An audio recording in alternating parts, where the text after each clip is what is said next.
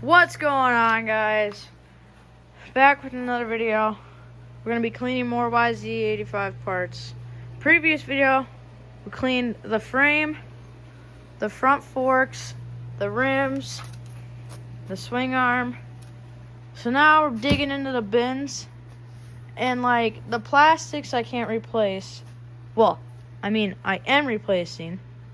But the only plastics I'm reusing are these forks, so we might as well start by cleaning up these. These are a little beat up, but this already has the holes for the hole shot device. I don't feel like getting new ones and putting new holes in them, so I'm just gonna clean these up and reuse these. Same as in the last videos, all I'm gonna be using is a rag and some brake cleaner.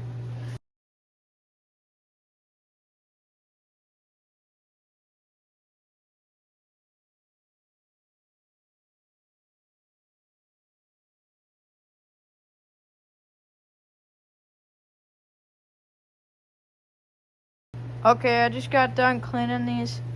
Honestly, they did not really clean up that well. All this is like scratches, and I can't get in there and get all that dirt out. But it'll have to do. Okay, now let's move on to the airbox.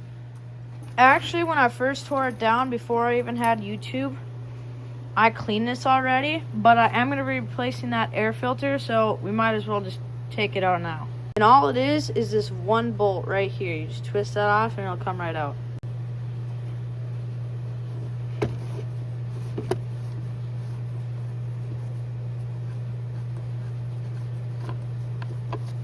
There we go. And there, our air filter is off. And I might re-clean this. I don't know yet. But I am going to be using this little black thing. So let's take this air filter off. And there we go. Now I'm going to put this back in here just so I don't lose it. And this air filter is still good, but I'm going to replace it, and then just an emergency one. Just put that right there. Let's clean the clutch cable next, because it was on top of the tote, and might as well. Alright, clutch cable is clean. It wasn't really that dirty, so it cleaned up really easy. Let's move on to the FMF fatty pipe I got. I got the back part too, but that's in the other tote, so we're going to do this for right now.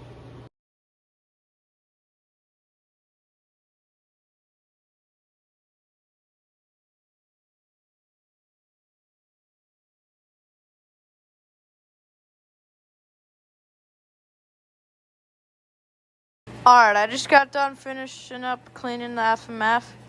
It didn't really turn out as I thought it would, but the little bit that it did clean, it helped. I know this thing has dents in it, but it's an FMF and I'm working on a budget, so it's going to have to do. Let's do the front and back brakes next. The back brakes has this nice foot pedal, which I really like. And then the front has an ASV guard, dust guard. Plus, I'm getting a new lever. And they have new lines, front and back. So this thing should turn out great. All it is some brake cleaner and a rag, and it just helps it out a lot. Alright, I just got the front brake system cleaned. Now let's move on to the back brake. Alright, I just got done doing the back brake. I forgot to do before and after, but it really did help. These things look way better. I'm going to go inside and clean my hands off and eat some dinner. Let's clean the shock next. This thing is completely dirty and I need to clean it. And I'm hopefully going to paint the spring blue, but that'll be later.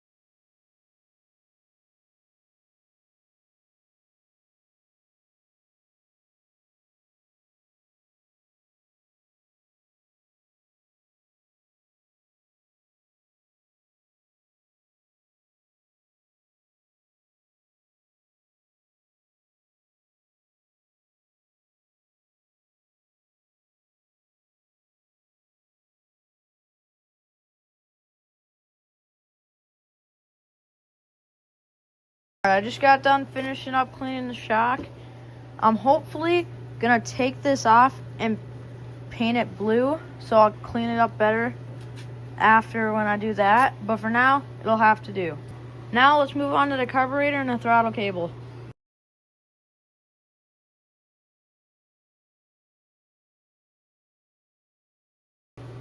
Alright, I just got done cleaning up the carburetor and the throttle cable. I'm hopefully gonna get a new throttle cable. The person that owned it before me is one of my buddies, and he got a throttle cable and just never put it on. So that hopefully will be replaced, and I'm gonna get a carb rebuild, plus I'm hoping to paint some parts. So this isn't done for now. Alright, let's move on to the linkage. I'm hopefully gonna replace these bearings because they probably haven't been changed since 2002 when this thing was made. But for now, we're gonna leave them in there. Let's just clean it for now.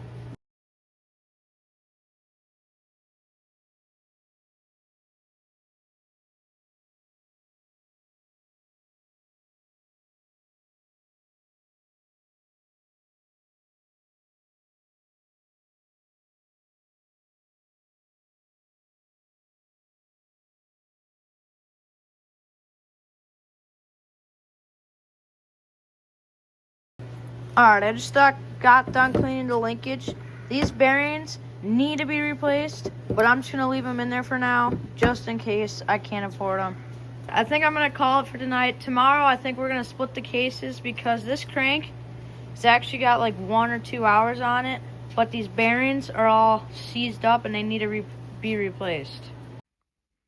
Alright guys, we're back. That clip you just saw was actually from 3 days ago. It's been really cold out here, and it's finally warmed up a little bit. It's still cold, but warm enough. Anyway, let's get these cases split. Alright guys, it's actually the next day. It's Thursday now. That last clip you just saw was Wednesday. But I just got these bolts out and the reeds. I don't know where they went.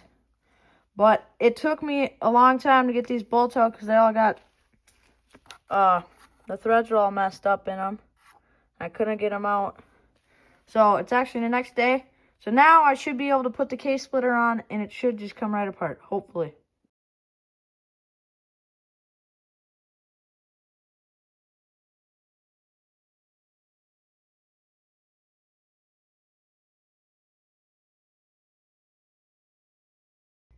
And there we go. The cases are split on the YZ85. The reason I split these cases is because this crank only has like 1 hour on it, but these bearings have like 100 hours on them. So I got a guy that will press these out for me with he's got a hydraulic press, and will press out this bolt.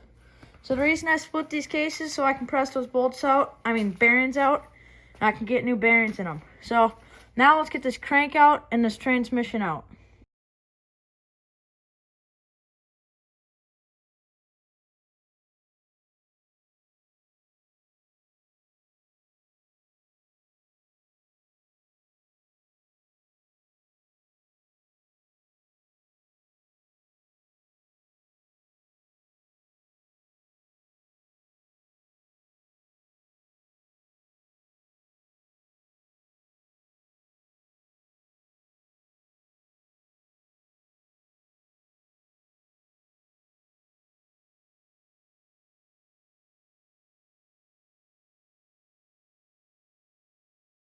Alright guys, I just got the transmission out.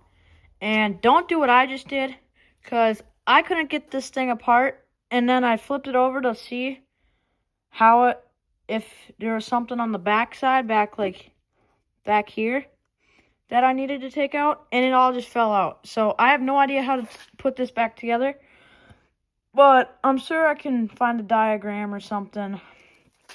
But don't do what I just did. Alright, there we go. The cases are split and the transmission is taken out. And the reeds.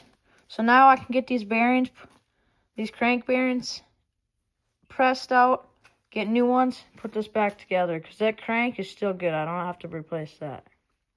I think that's going to call it for today's video. Thank you guys for watching. Please like and subscribe. See y'all on the next one.